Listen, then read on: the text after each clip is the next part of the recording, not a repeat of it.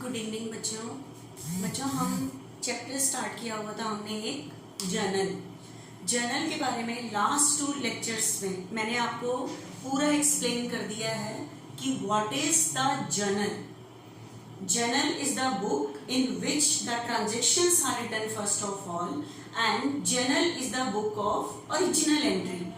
Why the book of original entry I have already explain to you. ठीक है, अब मेरी बात को ध्यान से सुनना। मैंने आपको बताया था कि जर्नल का एक फॉर्मेट होता है। हमें जर्नल में जो सम करना होता है वो एक फॉर्मेट में करना होता है। जैसे अकाउंटिंग इक्वेशन का सम सॉल्व किया था, एक फॉर्मेट में किया था, उसी तरह से हम जर्नल का सम कर रहे हैं, एक फॉर्मेट में सॉल्व करेंगे कि हम इसको करते कैसे हैं। ठीक है, उस दिन मैंने लास्ट लेक्चर में आपको बताया था कि फर्स्ट कॉलम डेट का होता है, सेकेंड कॉलम पर्टिकुलर का होता है, then LF that means ledger folio that means page number of ledger, debit और क्रेडिट। जर्नल में हमें ट्रांजेक्शन्स को रिकॉर्ड करना है and with a double entry system.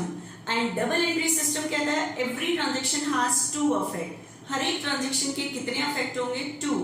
Out of these 1 affect will be debited and another affect will be credited. उसमें से एक affect को डेबिट करना है और दूसरे अफेक्ट को क्रेडिट करना है। एक अफेक्ट को डेबिट करना है और दूसरे अफेक्ट को क्रेडिट करना है। किसको डेबिट करना है और किसको क्रेडिट करना है? तो मैंने आपको बताया था देयर आर 2 अप्रोचेस हैं। एक तो American system and English system कह लो या अप्रोच कह लो। दोनों सिस्टम के अकॉर्डिंग मैंने आपको डेबिट और क्रेडिट के रूल्स बताए हुए हैं।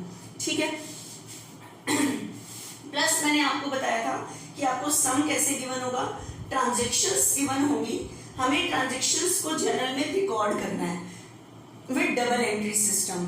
ठीक है, इसमें जो आप रिकॉर्ड करते हो, उसमें जो आप रिकॉर्ड करके जिसको डेबिट कर रहे हो क्रेडिट करते हो, उसको हम करने के बाद जो बनता है वो एक जर्नल एंट्री होती है।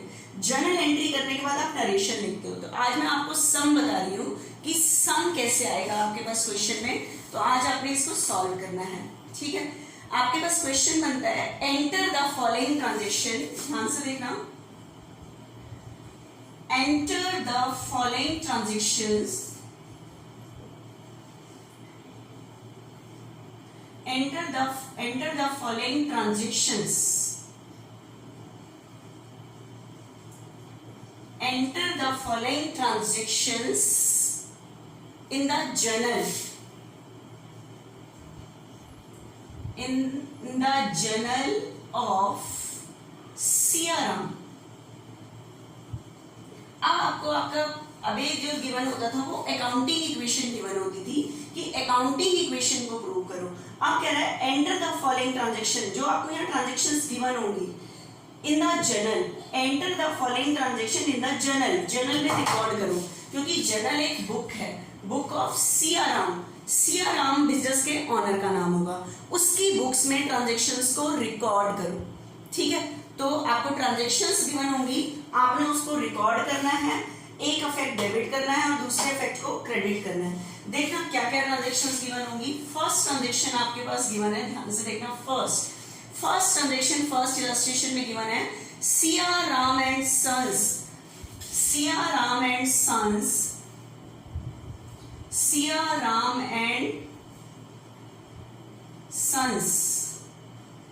started business with cash rupees 50,000। आपके पास ट्रांजेक्शन है, आपके पास यही ट्रांजेक्शंस थी जिसके अंदर वो आपको कहता था प्रूव अकाउंटिंग इक्वेशन। अब आपके पास वो कह रहा है रिकॉर्ड इन जर्नल कि ये जो ट्रांजेक्शन है इसको जर्नल में रिकॉर्ड करो। एवरी ट्रांजेक्शन हैज 2 अफेक्ट, इसमें से एक अफेक्ट डेबिट होगा और दूसरा अफेक्ट क्रेडिट होगा। किसको डेबिट करें और किसको क्रेडिट करें, ठीक है, उसके लिए मैंने आपको रूल बताया हुआ है। तो देखना एक बार, Siaram and sons started business with cash. Siaram and sons ने बिजनेस स्टार्ट किया। आपको मैंने बताया था अकाउंट्स मेंटेन करते time everybody is separated from business. हर एक व्यक्ति बिल्कुल बिजनेस से क्या है, सेपरेट है। ऑनर भी बिल्कुल बिजनेस से सेपरेट है।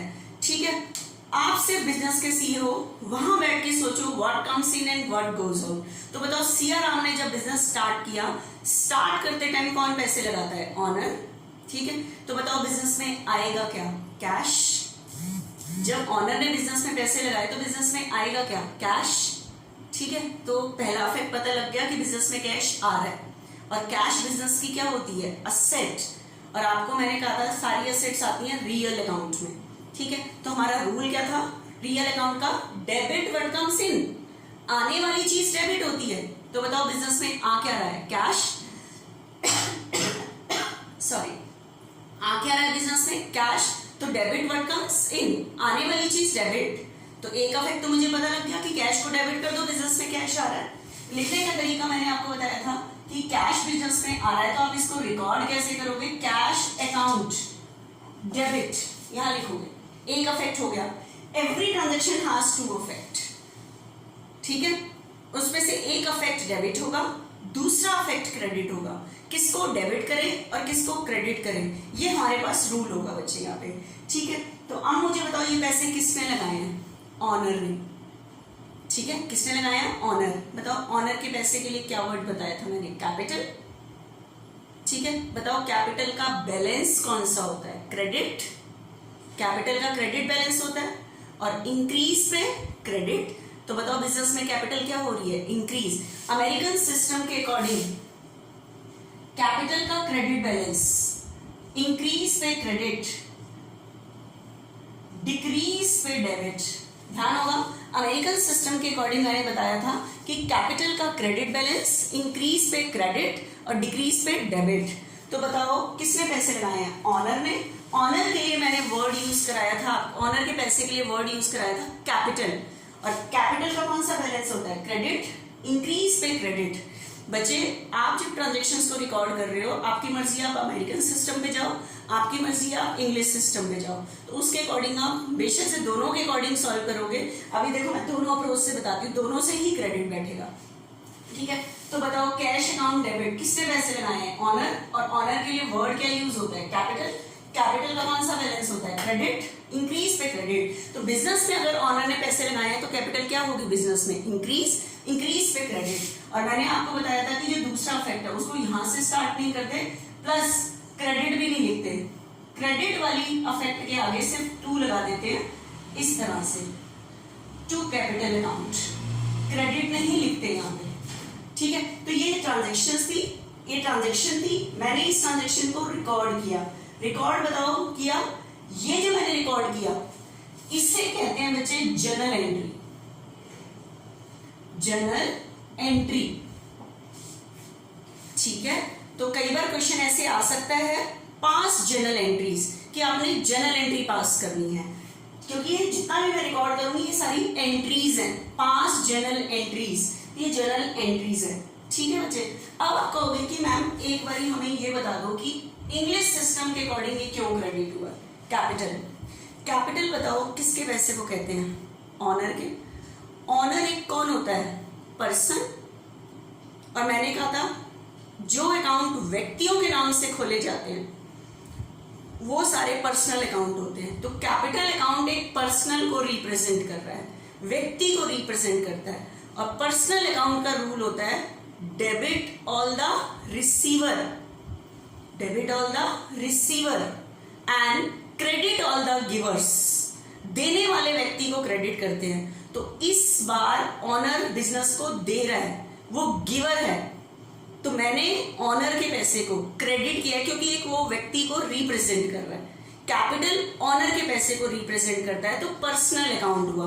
और पर्सनल अकाउंट का रूल था debit all the receiver and credit all the giver. ठीक है, तो इस टाइम ऑनर दे रहा है, वो गिवर है, तो मैंने ऑनर के पैसे को क्रेडिट रखा है। अमेरिकन सिस्टम के अकॉर्डिंग कैपिटल का क्रेडिट बैलेंस होता है इंक्रीज पे क्रेडिट। इस बेस पे क्रेडिट कर लो या गिवर के बेस पे क्रेडिट कर लो, ऑनर ने बिजनेस को दिया है, इस बेस पे क्रेडिट कर लो। कोई भी सिस्टम आप कहीं भी एंट्री पे पूछ लेना, दोनों सिस्टम अप्लाई हो सकते हैं। ठीक है, तो लेकिन इस एंट्री को बच्चे रीड कैसे करते हैं? Cash account debit, cash account debit to capital account, cash account debit to capital account. ठीक है, रीड ऐसे करते हैं cash account account debit to capital account. अगर आपसे कोई पूछे कि जनरल चैप्टर कर लिया, तो अभी आपने स्टार्ट किया नहीं है, तो ये ट्रांजैक्शन है, वो आपको ट्रांजैक्शन बताएगा, कहेगा इसकी जर्नल एंट्री बताओ। तो जर्नल एंट्री को कैसे रीड करते हैं? Cash account debit to capital account, कि हर एक ट्रांजैक्शन के दो इफेक्ट होते हैं। किसी को आपको ये बताने की जरूरत नहीं पड़ेगी कि कैश को आपने डेबिट किया और कैपिटल को क्रेडिट। इस एंट्री के आगे, कैपिटल के आगे टू लिखना, रीड करना, आपका क्रेडिट को ही शो करता है कि कैपिटल क्रेडिट हो रहा है। Cash account debit to capital account, तो आपने किसी को कैपिटल को क्रेडिट किया, इसका मतलब कि ये क्रेडिट ही है, इसके आगे टू लिखना मतलब ये क्रेडिट ही है, ठीक है। उसके बाद मैंने कहा था कि जो ट्रांजैक्शन को रिकॉर्ड किया है, इसकी एक्सप्लेनेशन लिखनी है, जिसे हम कहते हैं नरेशन, कि आपने किस चीज की एंट्री की है। तो आप लिख सकते हो started business with cash, started business with cash, ठीक है। अमाउंट लिख लो, कितनी की थी? 50,000 एंड 50,000, ठीक है। अब ये डेट भी थी, डेट के कॉलम में ये 1 जनवरी था, तो आप यहाँ डेट लिख सकते हो 1 जनवरी। उसके बाद बचे सेकंड ट्रांजैक्शन है हमारे पास, यहाँ पे सेकंड ट्रांजैक्शन है purchase goods for cash rupees 20,000, purchase goods for cash rupees 20,000। अब बताओ, ये ट्रांजैक्शन है, गुड्स परचेज किया, तो आप इसके टू इफेक्ट सोचो कि बिजनेस में आएगा क्या? गुड्स, गुड्स आएगा। कैश परचेज किया तो बिजनेस से जाएगा क्या? कैश। गुड्स आएगा और कैश जाएगा, ठीक है। तो बताओ मैंने क्या परचेज किया है? गुड्स, तो बिजनेस में आ क्या रहा है? गुड्स। लेकिन गुड्स आने के लिए आप गुड्स वर्ड यूज नहीं करोगे, मैंने आपको बताया था गुड्स परचेज के लिए आपने वर्ड यूज करना है परचेजेस, ठीक है। तो बिजनेस में गुड्स आ रहा है, तो आप जो गुड्स आ रहा है उसके लिए गुड्स वर्ड यूज नहीं करोगे, क्या वर्ड यूज करोगे? परचेजेस। गुड्स वर्ड यूज नहीं करोगे कि आपको गुड्स आ रहा है तो आपको गुड्स डेबिट, नो। गुड्स के लिए जो वर्ड यूज होना है वो क्या यूज होना है? परचेजेस, ठीक है। परचेज डेबिट का गुड्स परचेज करना हमारे लिए एक्सपेंस है, and expense always be debited, ठीक है। तो गुड्स आ गया ये मेरे पास, कितने का गुड्स परचेज किया? 20 गुड्स आ गया। परचेजेस अकाउंट डेबिट, गुड्स आ गया। अब बताओ बिजनेस से जाएगा क्या? Cash, and credit word goes out, जाने वाली चीज क्रेडिट, तो बताओ बिजनेस से जा क्या रहा है? कैश। और रियल अकाउंट के अकॉर्डिंग होता है क्रेडिट वर्ड गोज आउट, जाने वाली चीज क्रेडिट होगी, जाने वाली चीज क्या होगी? क्रेडिट होगी, ठीक है। तो बताओ बिजनेस से जा क्या रहा है? कैश, तो कैश को क्रेडिट करोगे, लेकिन कैश को क्रेडिट कैसे लिखते हैं? To cash account, to cash account. तो आप इसको रीड कैसे करोगे entry? Purchases account debit to cash account, ठीक है। तो ये डेबिट वाली अमाउंट डेबिट में, क्रेडिट वाली अमाउंट क्रेडिट में। और ध्यान रखना ये थोड़ी पीछे से स्टार्ट करते हैं टू का, इसी से हम इसको समझते हैं कि इस तरह से ये चीज है। इसकी नरेशन लिखो, गुड्स परचेज फॉर कैश। और जैसे ही ट्रांजैक्शन हो जाती है बच्चे, हम पर्टिकुलर वाले कॉलम में लाइन खींच देते हैं। हमने एक एंट्री की, नरेशन लिखी, पर्टिकुलर वाले कॉलम में लाइन खींच दी और किसी में नहीं खींचती, ठीक है। नेक्स्ट ट्रांजैक्शन हम कर रहे हैं थर्ड ट्रांजैक्शन। थर्ड ट्रांजैक्शन मेरे पास है बच्चे 4 जनवरी, ये हमारी 2 जनवरी की डेट की थी, 2 जनवरी। नेक्स्ट है 4 जनवरी। नेक्स्ट आया purchase goods from Subhash, purchase goods from Subhash rupees 12,000,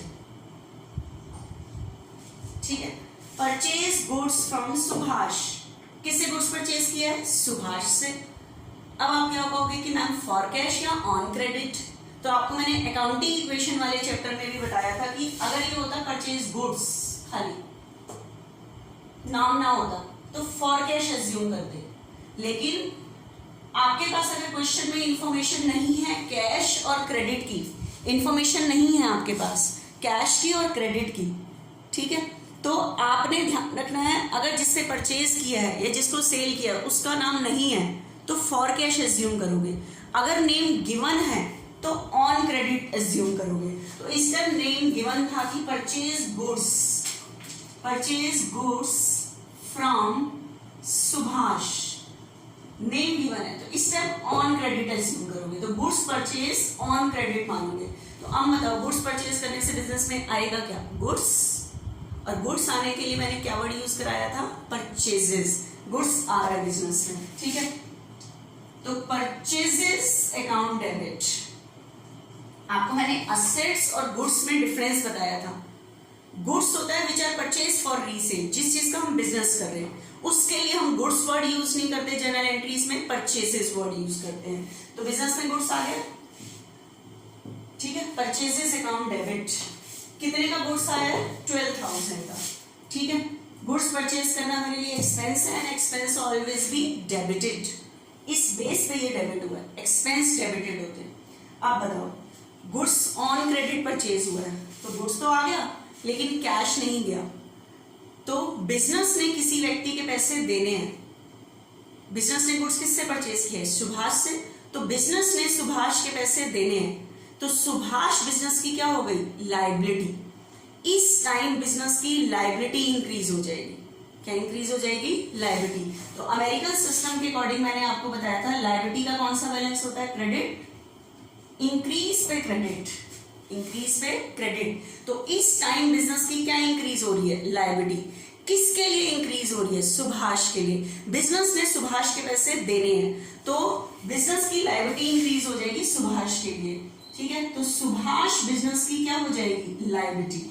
एक चीज और कि यहाँ जो सुभाष वर्ड आया है, अगर आपने इसके साथ अकाउंट वर्ड यूज करना है, ह्यूमन बीइंग के साथ अकाउंट वर्ड यूज करने, या तो आप अकाउंट वर्ड यूज मत करो, अगर ह्यूमन बीइंग के साथ आप अकाउंट वर्ड यूज कर रहे हो तो अपोस्ट्रोफी एस लगा के वर्ड यूज करोगे, ठीक है।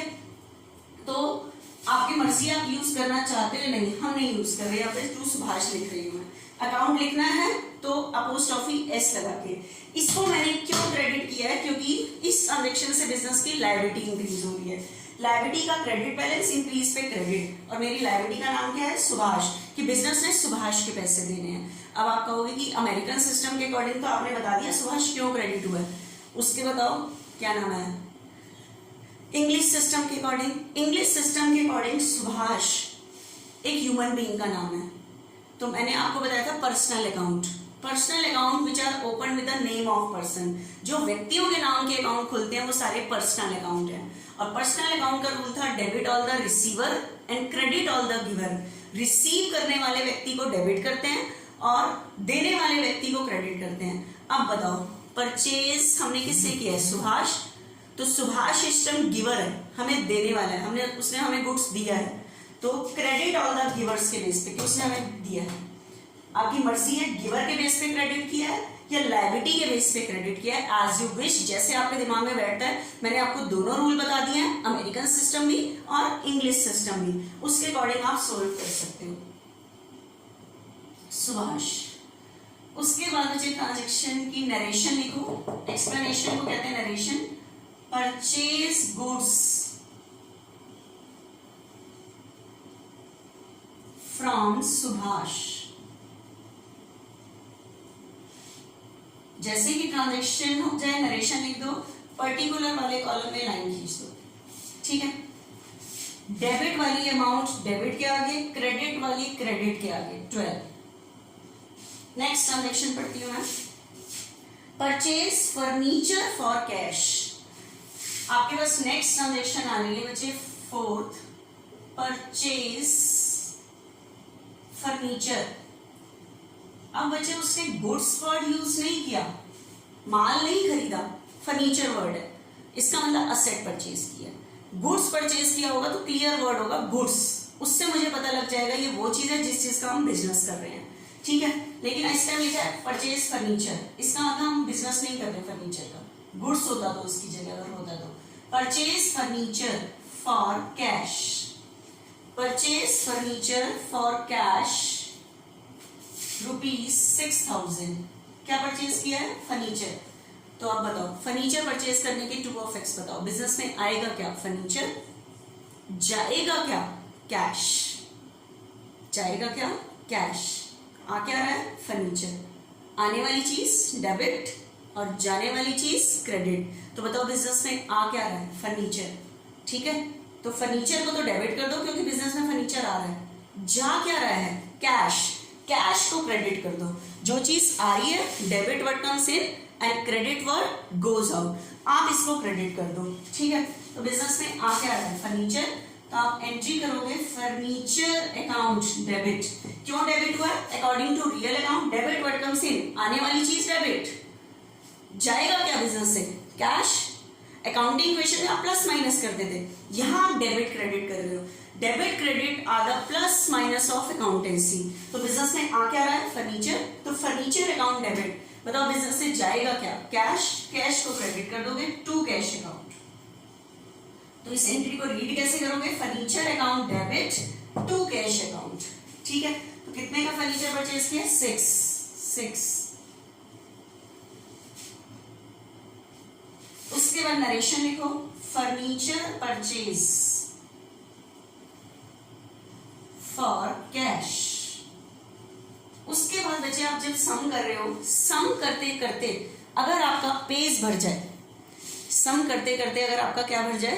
पेज भर जाए, ठीक है, तो उस टाइम आप क्या करोगे? ध्यान से सुनना। ये बच्चे आपकी नेक्स्ट ट्रांजेक्शन थी 4th, ये 5th डेट की थी, 5 जनवरी। उसके बाद अगर आपका पेज भर जाता है तो आप ऐसे इस पूरे, क्योंकि टोटल करना है आपने, क्लोज करना है उसको, ठीक है, लेकिन सम नहीं खत्म हुआ, आपका पेज भरा है, तो आपने कैसे करना है? ध्यान से देखो। टोटल करो 50, 20, 70, 82, 6, 88। दोनों साइड का टोटल 88 है, लेकिन अभी मेरा सम नहीं हुआ, तो मुझे इस पेज का टोटल नेक्स्ट पेज पे ले जाना है। नेक्स्ट पेज पे ले जाने के लिए वर्ड यूज करते हैं कैरी फॉरवर्ड। क्या वर्ड यूज करते हैं? Carry forward. ठीक है, आपको पूरी स्पेलिंग लिखने की जरूरत नहीं है, आप ऐसे वर्ड यूज कर सकते हो, CF, that means carry forward. ये जो टोटल है ये आपको नेक्स्ट पेज पे ले जाना है, carry forward to next page. CF that means carry forward to next page. ये जो टोटल है आपने नेक्स्ट पेज पे ऊपर ऊपर ले जाना है, क्योंकि मेरा अभी सम पूरा नहीं हुआ। ठीक है, तो इस तरह से आपने अपने पेज को क्लोज करना है अगर आपका रजिस्टर का पेज भर जाता है। उसके बाद कैसे आगे स्टार्ट करोगे? ध्यान से सुनना। टोटल था 88, अब मैं इसको स्टार्ट कैसे करते हैं नेक्स्ट पेज पे वो देखना।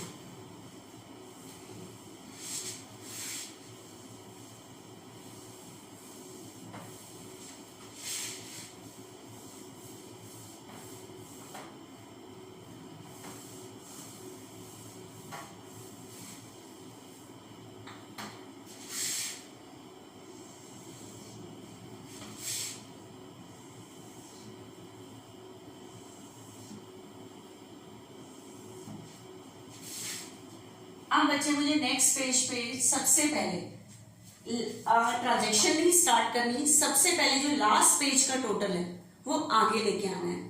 कैरी फॉरवर्ड का मतलब था carry forward to next page, आगे ले जाओ इस टोटल को। ब्रॉड फॉरवर्ड का होता है कि हम लास्ट पेज का टोटल आगे ले आए, तो आपने वर्ड यूज करना है BF that means brought forward, कि लास्ट पेज का टोटल अब आपने आगे ले दिया ऊपर नेक्स्ट पेज पे। ठीक है, कितना टोटल था? डेबिट का 88 था, क्रेडिट का भी 88 था। ठीक है, ये टोटल ऐसे लिख दिया और प्लस पर्टिकुलर वाली उसमें लाइन खींच दी। ये कोई ट्रांजैक्शन नहीं है, लास्ट पेज का टोटल हम आगे लेके आ गए। ठीक है, अब मैं आगे स्टार्ट करती हूँ, देखना ध्यान से। Purchase goods, sorry next transaction आ रही है 10th जनवरी की। Paid cash to Subhash, paid cash to Subhash ₹8,000, ₹8,000। अब बचे सुभाष कौन था? आपको पता है पिछली ट्रांजेक्शन में सुभाष मेरी लायबिलिटी थी। क्या थी? लायबिलिटी थी। और आपको पता है लायबिलिटी का कौन सा बैलेंस होता है? क्रेडिट। इंक्रीज पे क्रेडिट। उस टाइम लायबिलिटी इंक्रीज हुई थी, मैंने सुभाष से गुड्स परचेज किया था, तब मेरी लायबिलिटी इंक्रीज हो गई थी। लेकिन इस टाइम हम सुभाष की पेमेंट कर रहे हैं, तो लायबिलिटी क्या हो जाएगी? डिक्रीज। उस टाइम आपने सुभाष को क्रेडिट किया था कि लायबिलिटी क्या हो रही थी? इंक्रीज। आपने सुभाष को क्रेडिट किया था, लेकिन अब जब सुभाष की पेमेंट कर दोगे तो सुभाष, हमारी जो लायबिलिटी है सुभाष के लिए, वो क्या हो जाएगी? डिक्रीज। और आपको पता है लायबिलिटी डिक्रीज पे क्या होती है? डेबिट। तो यहाँ सुभाष जो डेबिट हो रहा है, ये क्यों डेबिट हो रहा है? लायबिलिटी क्या हो रही है? डिक्रीज हो रही है। हमने सुभाष की पेमेंट की है, तो बिजनेस की लायबिलिटी क्या हो गई? डिक्रीज। लायबिलिटी का क्रेडिट बैलेंस, इंक्रीज पे क्रेडिट, डिक्रीज पे डेबिट। और अब हमारी सुभाष की लायबिलिटी क्या हो गई? डिक्रीज। तो मैंने सुभाष को डेबिट कर दिया।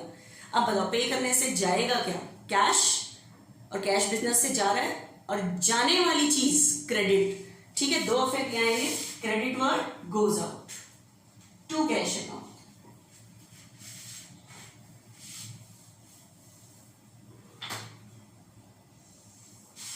ये पेमेंट की गई है बच्चे, सुभाष को पेमेंट की गई है, paid cash to Subhash 8,000।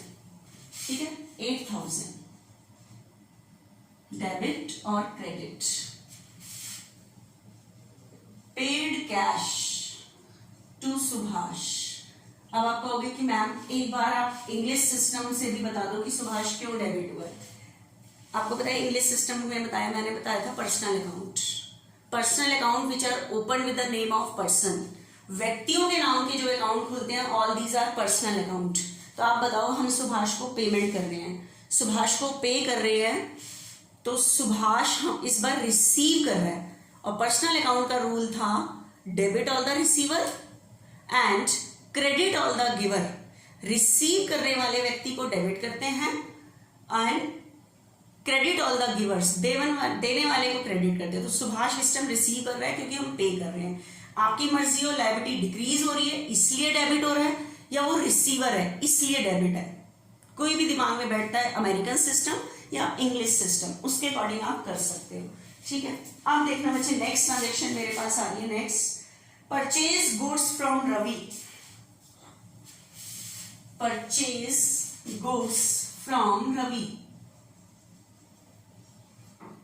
Purchase goods from Ravi for cash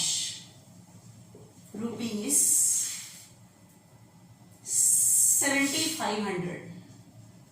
purchase goods from Ravi. किससे गुड्स परचेज किया है? रवि।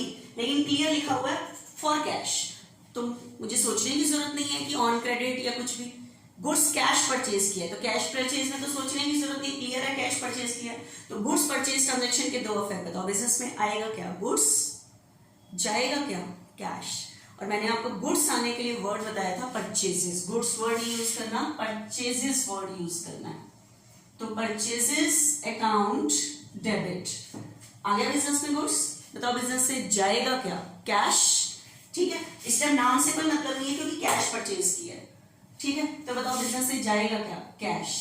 तो क्रेडिट वर्ड गोज आउट, जाने वाली चीज क्रेडिट टू कैश अकाउंट। तो हमने गुड्स परचेज किया बच्चे 7,500 का। ठीक है, तो goods purchase for cash. Narration लिखो, goods purchase for cash. Next, उसके बाद बच्चे परचेज गुड्स फ्रॉम रवि। इसके बाद आपके पास नेक्स्ट ट्रांजेक्शन है परचेज गुड्स फ्रॉम रवि ₹5,000। अब बचे, अब यहां पे आपके पास कंफ्यूजन आएगा मैम फॉर कैश या ऑन क्रेडिट। उसके बाद जब इस सिचुएशन में in the absence of specific information, फिर आपको सोचना पड़ेगा फॉर कैश या ऑन क्रेडिट। तो आपको मैंने बताया था उस केस में आपको नाम देखना पड़ेगा। अगर ये नाम ना होता तो फॉर कैश मानते, नेम है तो ऑन क्रेडिट मानेंगे।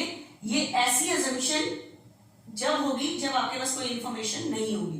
तो इस टाइम इंफॉर्मेशन नहीं थी तो आप ऑन क्रेडिट मानोगे नेम के बेस पे। तो हमने रवि से क्रेडिट परचेज किया है, तो बताओ गुड्स परचेज करने से बिजनेस में आएगा क्या? गुड्स, और गुड्स आने के लिए वर्ड यूज किया है परचेजेस, तो परचेजेस अकाउंट डेबिट आ गया गुड्स। लेकिन इस टाइम कैश नहीं जाएगा because we are purchasing on credit, हम ऑन क्रेडिट परचेज कर रहे हैं, ठीक है। तो मुझे बताओ गुड्स आ गया, कैश नहीं गया, तो बिजनेस ने किसी बाहर वाले के पैसे देने हैं, और बाहर वाले का नाम क्या है? रवि। तो देने हैं मतलब बिजनेस की क्या इंक्रीज हो जाएगी? लायबिलिटी, और लायबिलिटी का नाम क्या है? रवि। बिजनेस ने रवि के पैसे देने, तो रवि बिजनेस की क्या हो जाएगी? लायबिलिटी। और आपको मैंने बताया था लायबिलिटी का कौन सा बैलेंस होता है? क्रेडिट। इंक्रीज पे क्रेडिट, तो इस टाइम बिजनेस की लायबिलिटी इंक्रीज हो रही है, और लायबिलिटी का नाम क्या है? रवि। तो टू रवि, क्यों क्रेडिट हुआ? लायबिलिटी है,